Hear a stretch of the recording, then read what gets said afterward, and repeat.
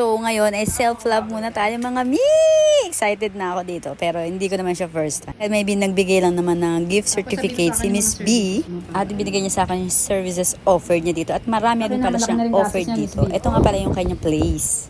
So, ayan, selfie muna tayo bago tayo turukan. So, bali nagpagawa na rin nga pala ako dito ng brows ko. Actually, this is my second time. Since nag-blurred na yung kilay ko, ayan, pinaayos ko na ulit sa kanya. Siyempre, hindi naman puro pagluluto lang tayo, mga mi. Dapat, siyempre, meron din tayong pagmamahal sa ating mga sarili. O, diba? Sino ka dyan? Ito nga pala is my near on my place. At siya, sa Tondo Vitas siya located nitong place na to. So, ayan, may pagkahit-ahit. Tapos, ayan, meron pa nga isang bulilit makulit. Sumama siya sa akin dahil lagi yan ang aking buntot. Ito nga rin pala, mga mi. Ito yung kanilang service offered.